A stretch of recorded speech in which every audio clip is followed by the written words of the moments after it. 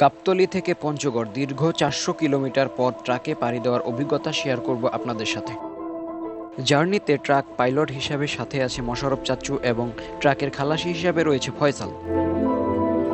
বেড়িবাঁধ থেকে বের হতেই পুলিশকে চা নাস্তা খাওয়ার টাকা দিয়ে রাত ১০টার সময় আমাদের হাইওয়েতে যাত্রা শুরু হলো। বাংলাদেশের রাস্তায় চলবেন কিন্তু পুলিশকে চা নাস্তা খাওয়ার টাকা দিবেন না, এটা হয় না। ট্রাক চালক ভাইরা, আমাদের ভাগ্য ভালো যে এই পুলিশ চা নাস্তাতেই সীমাবদ্ধ আছে। তারা যদি বিরিয়ানি বা ভাত খেতে চাইতো তাহলে যে আরও আমাদের কি অবস্থা হতো, ব্যাপারটা কিন্তু চিন্তার। এখন সব চিন্তা বাদ দিয়ে আমি পেছনে গিয়ে ঘুম দিলাম।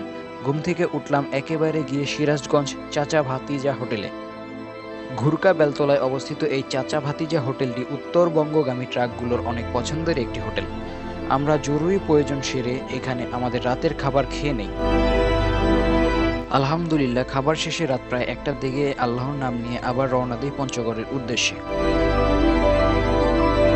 আমাদের খালাসি ফয়সালের ঘুম পাওয়ায় সে পেছনে যায় ঘুমানোর জন্য। বাসে বসলে আপনি রাস্তার শুধু এক পাশটি দেখতে পান, কিন্তু ট্রাকের ককপিট থেকে রাস্তার পুরো ভিউটা উপর থেকে অসাধারণ লাগে। আমি ট্রাকের ককপিটে বসে রাতের সৌন্দর্য উপভোগ করতে থাকি। দেখতে দেখতে আমরা চলে এলাম বগুড়াতে এবং রাস্তায় অতিরিক্ত বৃষ্টি থাকার কারণে আমাদের অতিরিক্ত সাবধানতা অবলম্বন করতে হচ্ছিল এবং আমরা খুব বেশি জোরে গাড়ি চালাতে পারছিলাম না। মোশাররফ চাচ্চুর সাথে বিভিন্ন গল্প ও খুনসুটি করতে করতে চলে এলাম ধাপের হাট। মোশাররফ মানে আমাদের পাইলটের ঘুম পাওয়ায় সে এখন পেছনে যাবে ঘুমাতে, আর গাড়ি চালাবে আমাদের খালাসি ফয়সাল। ফয়সালকে ঘুম থেকে তুলে দুজনে মিলে কড়া লিকারে ২ কাপ লাল চা খেয়ে গাড়ির টুকিটাকি চেক দিয়ে আল্লাহর নাম নিয়ে আবারও রওনা দেই পঞ্চগড়ের উদ্দেশ্যে। ঢাকা থেকে উত্তরবঙ্গগামী এই রংপুর রোড বাংলাদেশের মধ্যে সবচেয়ে সুন্দর ও শান্তশিষ্ট। এখানে গাড়ির চাপ নেই, যে যার যার মতো নিজ নিজ লেনে থেকে শান্তিমতো গাড়ি চালায়। আমাদের গাড়ি যেহেতু খালি ছিল তাই একের পর এক মালবাহী গাড়িগুলো ওভারটেক করতে করতে আমরা আমাদের গন্তব্যের দিকে এগুতে থাকি।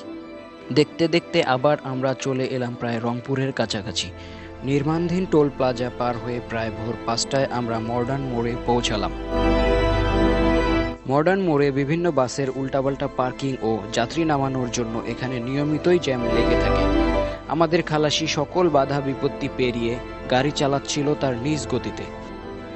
সেই মাঝরাত থেকে গাড়ি চালাতে চালাতে খালাসিও একসময় ক্লান্ত হয়ে যায়। গাড়ি চালানো শুরু করি আমি। ভোরবেলার নিরিবিলি পরিবেশে পাইলট আর খালাসির আরামের একটা ঘুম হচ্ছে ক্লান্ত শরীর নিয়ে। অবশেষে প্রায় ৮টার দিকে আমরা পৌঁছে যাই আমাদের কাঙ্ক্ষিত গন্তব্য পঞ্চগড়ে। ড্রাইভিং কাজটা হচ্ছে যুদ্ধে যাওয়ার মতো, একটু ভুল হলেই জীবন শেষ। শত বাধা বিপত্তি পেরিয়ে গাজীর বেশে ফিরে এলাম নিজ শহর পঞ্চগড়ে। সকলেই রাস্তায় সাবধানে চলাচল করবেন। নিরাপদ হোক আমাদের সকলের পথ চলা। আল্লাহ হাফেজ।